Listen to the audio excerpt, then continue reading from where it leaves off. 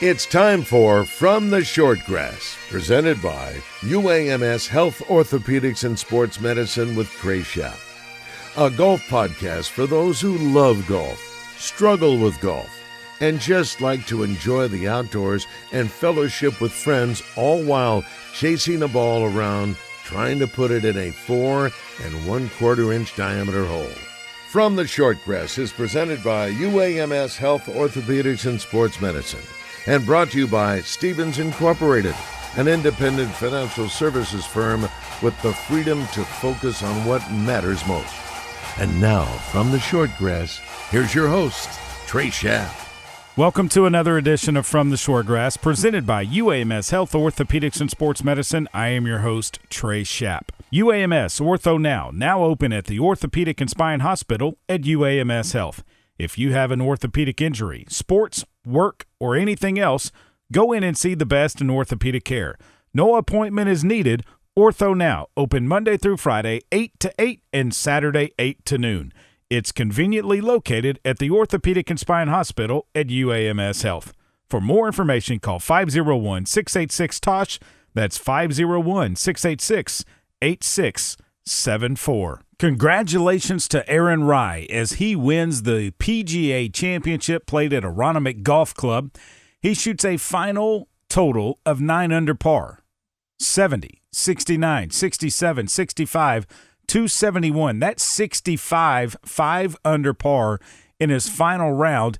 Helped him win the Wanamaker Trophy. John Rahm and Alex Smalley tied for second at 6 under par. Justin Thomas, Ludwig Oberg, Matty Schmid all tied at fourth at 5 under par. Here was Aaron Rai's response to a question of being the first Englishman to win the PGA Championship in over 100 years. Wasn't actually aware of it until yesterday. I think in this room yesterday it was mentioned, which was the first of my knowledge. But yeah, extremely proud. There's a lot of incredible and historic English players over those 100 years who have gone on to achieve incredible things and had phenomenal careers.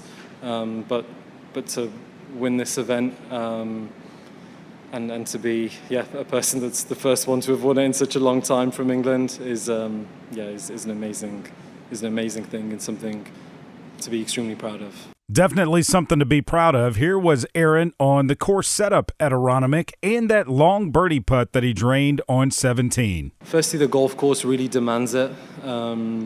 It was a true major championship setup in terms of how difficult it was, how penalizing it was, but it also rewarded you for good play. So I think the nature of the course and the nature of the shots that are required over the last few holes just require a lot of attention and a lot of focus. And that putt on 17 was incredible. Was just trying to focus on speed and get it close. It started to look really good line-wise with probably about 15 feet to go. Slowed up really nicely as well, so it just kind of conspired all together for that ball to go in the hole. But an incredible putt and a real bonus to see that one go in. There weren't many long putts that went in the PGA Championship, but Aaron Rai will always remember that putt on number 17. In fact, his wife was right there watching. Here he is talking about his wife and how good of a player she is and what she said to him on the way to the hotel Saturday after his round that kind of kept coming back to his mind during his round on Sunday. And then that is followed by Aaron Rai on the support he gets from his parents and what they mean to him. She's been incredible. I'm not exaggerating when I say that I wouldn't be here without her. Both as a companion, as a friend, as someone I'm sharing my life with, but also as a real support system for my game. She's a professional golfer herself. So her mindset, her advice, her thoughts when she looks at whether that's technique, whether that's the way I'm holding myself, are absolutely invaluable. She encompasses so many different sides in her opinions. And we even had a conversation yesterday for probably 30 minutes in the car just before we got back to the hotel, just speaking a little bit about today. And again, some of the things that she mentioned in the conversations were really with me today. So I really wouldn't be here without her. It's probably hard for me to really express everything that I feel towards them. I think I'll get way too emotional to speak. But starting with my dad, he was with me every day that I went to practice from the age of 4 or 5 years old. He actually quit his job and started to focus on my golf from a really young age.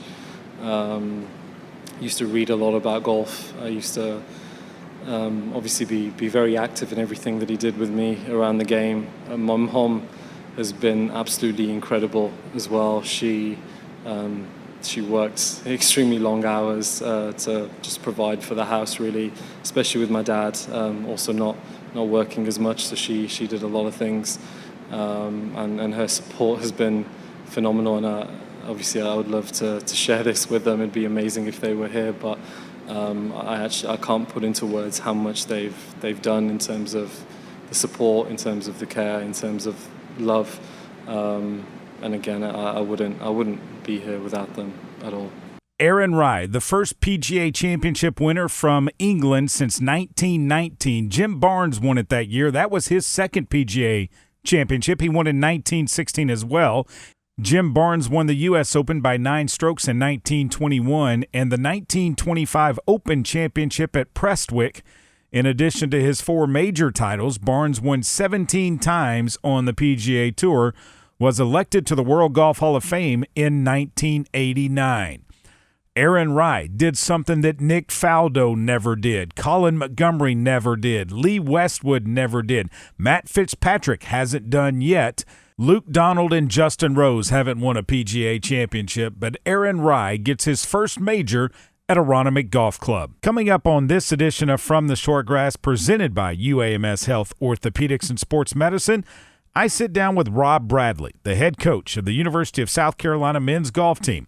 That's coming up after the break. Stay with us. This is Justin Acree.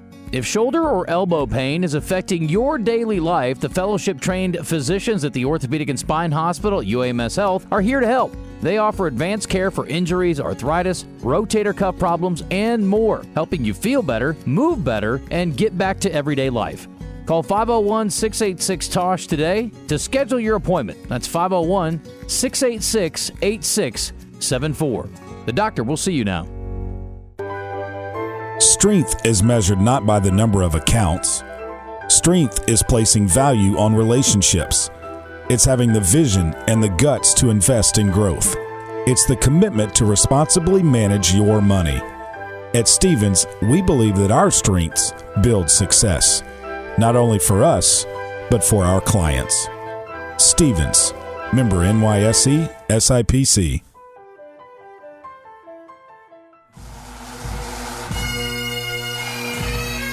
Welcome back to another edition of From the Shortgrass, presented by UAMS Health, Orthopedics, and Sports Medicine. I'm your host, Trey Schapp. Rod Bradley led the Purdue University men's golf program to 9 NCAA regionals and 4 NCAA championship appearances in 11 seasons from 2013 to 2024.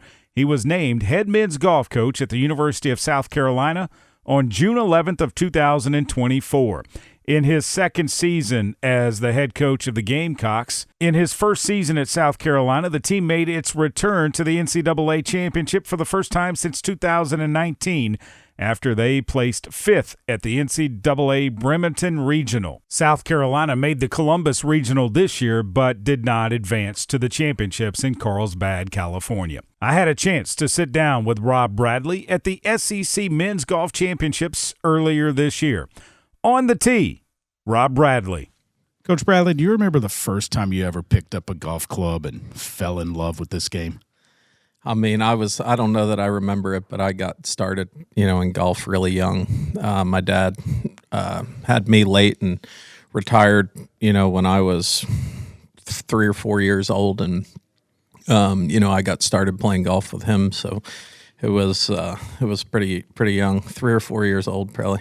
Did you play in high school, and then I saw you played at North Carolina, so obviously you played at high school. But when did you start really playing to compete at it? Do you remember? I started competing probably, 8th grade, I would say, to where I was playing pretty, high-level competitive golf, 8th grade, and then into high school, all throughout the state of New Jersey, and then, continued on to play AJGA and, whatnot. Went to North Carolina. How did you end up there? Just went through the recruiting process. Devin Browse watched me play, I think, at one of the AJGA events, and back then we'd kind of do 5 official visits, and chose North Carolina as one of my official visits, and really loved the place. Went there with one of my real good friends, Lee McEntee from the AJGA. I think he was Player of the Year that year, so we were going in as freshmen and both, great friends, and worked out awesome. Finley Golf Course, not a bad place to practice, huh? Not a bad place. Back when I was there, it wasn't nearly as nice as those boys have it now, but I don't think anybody has it as good as it is now back in the day. I mean, you look at some of the facilities around now. Alabama just opened up a new multi-million-dollar facility. South Carolina's got a good one where you are now. Purdue has a good one where you were.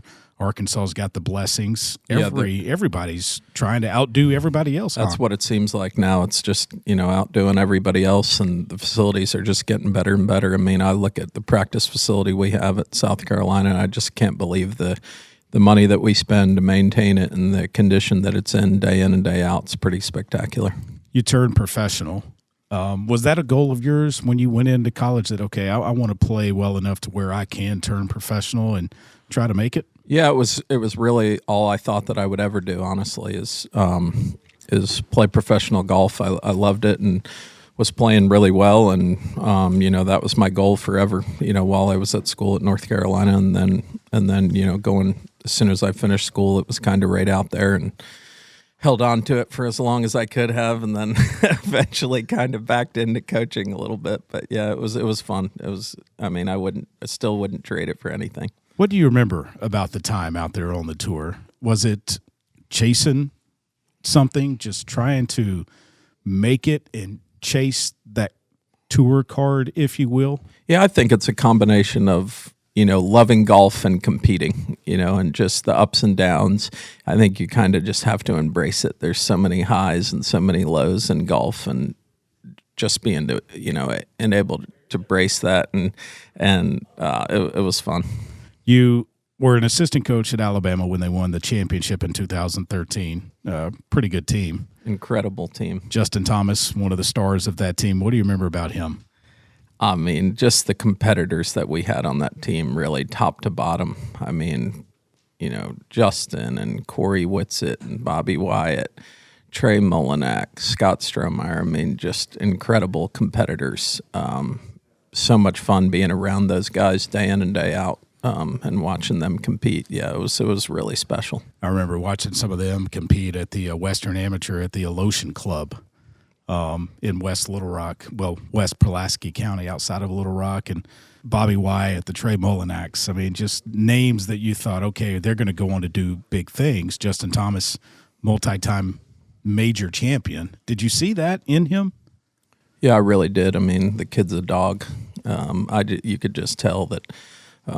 He had big things ahead of him. He just wasn't scared of any moment, and when the chips were on the line, you always knew that he was going to show up. After that year, you left. You became the head coach at Purdue University. What went into that decision to leave and accept that head coaching job in the Big Ten? It was a tough decision. I think being with Coach Sewell, I learned so much from him, and I knew we were going to have a really good team, the following year. And I just think the opportunity to go and see how I could do as a head coach, and I felt like Purdue was a place that, had amazing facilities, 2 really good golf courses right on campus. And it was like, hey, this is a spot that we can do well, and great place to raise a family and all of that. So that, there was a lot of things that went into it, but ultimately it was the best decision of my life. I mean, I loved it there. Yeah, you did do well there. You took them to several NCAA championships, not just regionals, but championships, and hosted on the home course. That has to be nice when you're hosting on your home course, although a lot of pressure to do well, right? Yeah, it's a lot of pressure, but it was a great place to host on. It's such a great golf course, but it's visually demanding and tough, and being able to play there, in order to prepare and stuff is a pretty big home field advantage. Austin Oaf was committed when you got the job, but I'm sure you had to do a little discussion and talking to him to make sure that he was still committed to Purdue, Yeah, right? I did, but he was. I think looking back on it, I don't know that he had a ton of offers, but obviously that was shocking to me, when I saw him play when I got there, because he had the lowest stroke average of any player in the history at Purdue, and was an unbelievable competitor and hard worker, and he was great for our team. I've competed against him in amateur events in the state of Arkansas, the Arkansas State Golf Association. I've had my butt kicked by him plenty of times. I thought he could really go on and make it on the tour, but he decided to go a different route. Yeah, I think we would get back from tournaments and it'd be 11 or 12 o'clock at night, and he would go into the hitting bays and put the doors up in the hitting bay and start hitting balls, and ultimately I think really put so much pressure on himself and was so hard on himself about golf that I think he actually maybe towards the end of his career realized, like, I don't know if I can sustain this day in and day out with all of the pressure and anxiety and everything from what he expected of himself. And I just think that he decided eventually, hey, I'm just going to get into coaching. See, it is a grind to try and make it. I mean, you're proof of that. It is an absolute grind. Like, I respect everybody that goes and tries to do it. There's part of me that thinks too many people go try because it is such a grind. But also, I think at the end of the day, you got to give yourself a chance and see if you can make it happen. He graduated from Purdue. You brought him onto your staff. What did you see in him that made you think that he was the right fit to be an assistant? I just know that he is such a competitor. He's already proved that, in coaching, anywhere that he's been, he's been really successful, and the guy loves to win, and I think that he sacrifices, in other areas of his life in order just to be good at something, and I think that's what it takes anywhere, whether it's playing, whether it's coaching, just really being able to put the time in, and he certainly does that for sure.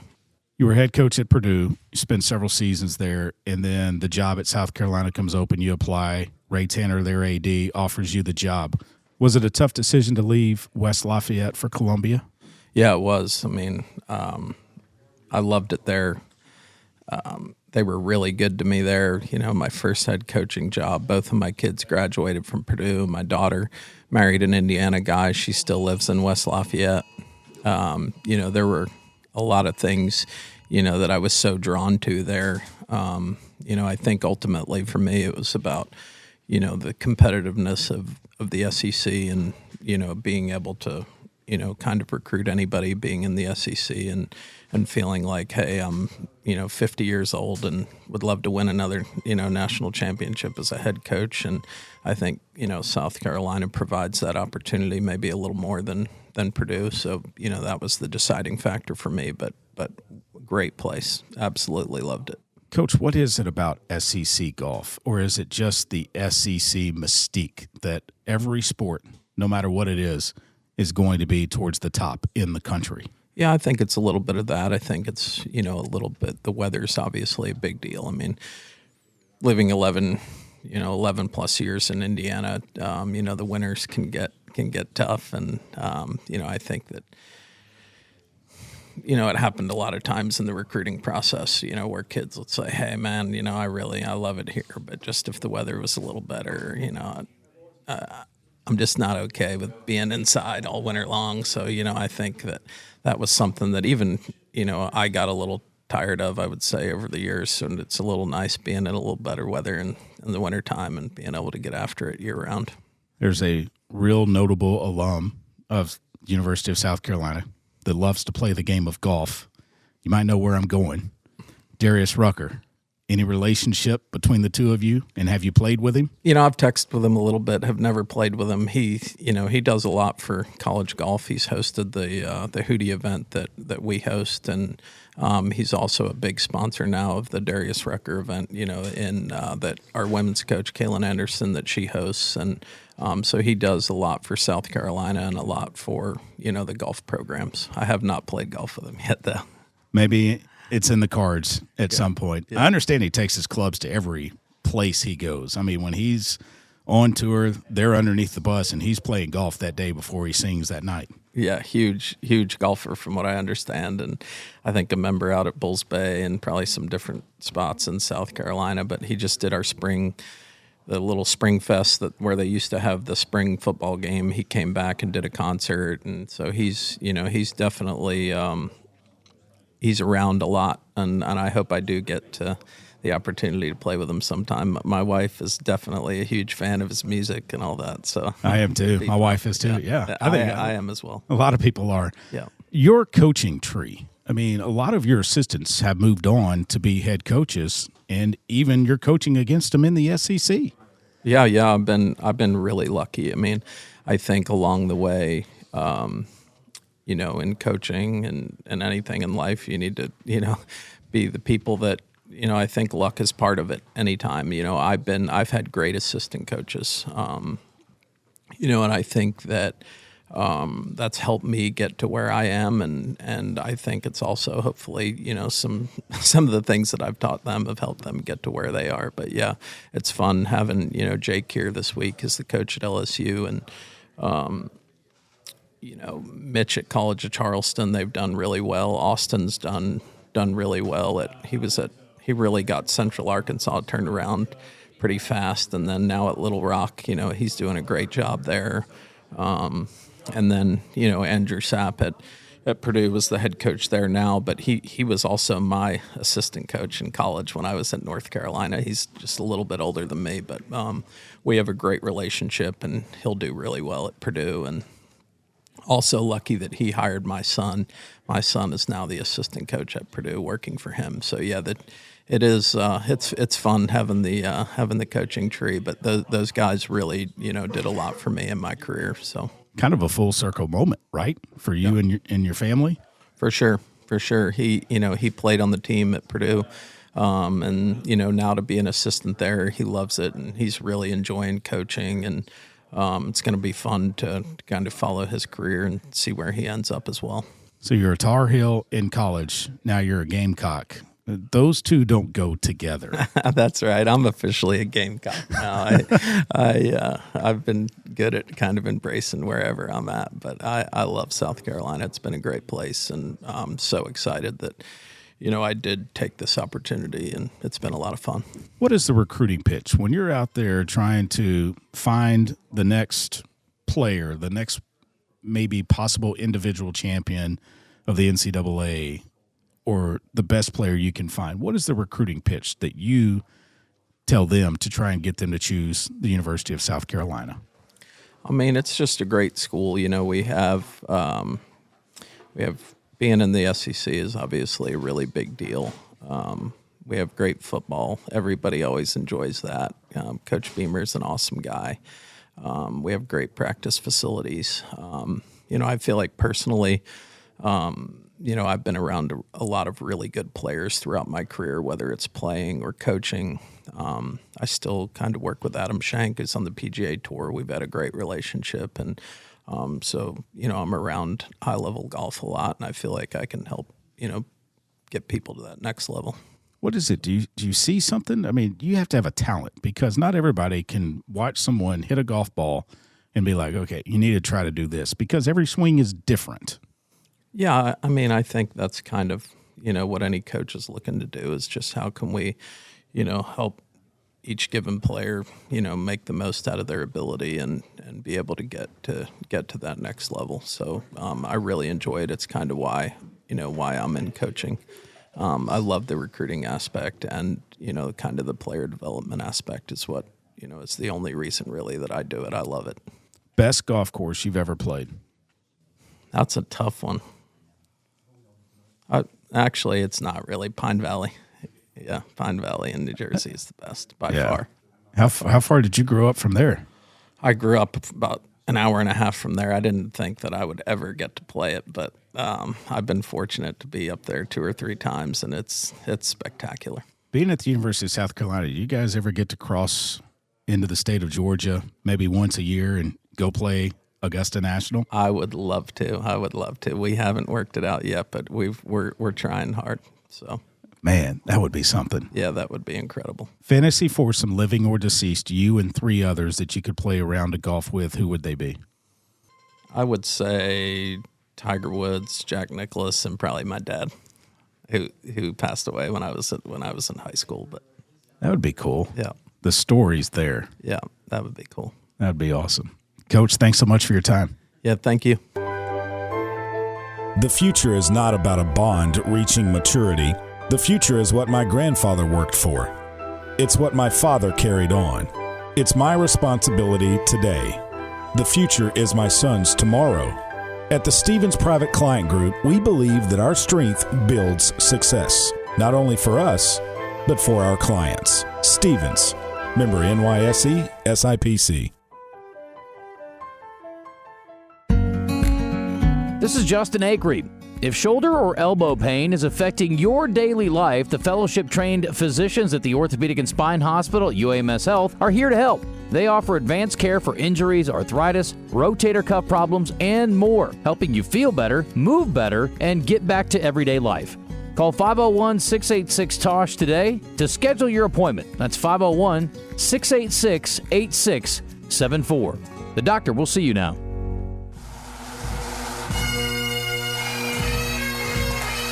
Welcome back to this edition of From the Shortgrass, presented by UAMS Health, Orthopedics, and Sports Medicine. I am Trey Schapp. The PGA Championship this year at Aronimink Golf Club, what a nice golf course that was. If you want to get a look at where next year's PGA Championship will be held, you can watch the Jackson T. Stevens Cup coming up in September 14th through the 16th, PGA Frisco. In fact, you can actually go to the Jackson T. Stevens Cup if you would like. It will be the second time that the Jackson T. Stevens Cup will be played in the state of Texas. The first time was at Trinity Forest. PGA Frisco is where it will be played this year. Fields Ranch East, a Gil Hance design known for its natural contours, strategic bunkering, and North Texas winds that could come into play over the 14th, 15th, and 16th of September there in PGA Frisco. We will be there along with the women's field that includes Stanford, Texas, Oregon, defending champion Wake Forest, South Carolina, and Florida State. On the men's side, it features a lot of teams from the state of Texas, Texas A&M, Houston, Rice, SMU, and the Utah Utes, one team from outside of the state of Texas.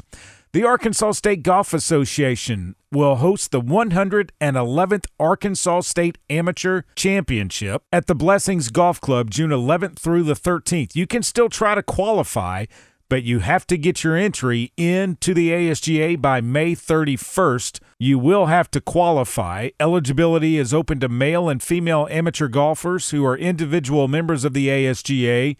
Non-residents are not eligible except those residing in Texarkana, Texas, but you must be a member of Texarkana Country Club. A USGA handicap of 7 or less for men and 12.2 or less for women is required. You must meet all requirements by Sunday, May 31st. If you have any questions, call John Jardine, ASGA Tournament Director, at 501-455-2742, or you can find more information on their website, asga.org. Real quick, congratulations to the University of Arkansas men's golf team and Arkansas State men's golf team. They advanced to the NCAA championships at Omni La Costa Resort and Spa in Carlsbad, California. Unfortunately, UAPB and the Little Rock golf teams did not make it out of regional play. That's it for this edition of From the Shortgrass. Remember, when you find your ball mark on the green, fix it and a couple of more. And I hope to see you sometime soon from the Shortgrass. You have been listening to From the Shortgrass, presented by UAMS Health, Orthopedics, and Sports Medicine, a weekly podcast dedicated to the game of golf. This has been a presentation of the Buzz Radio Network in association with Majestic Cubby Productions.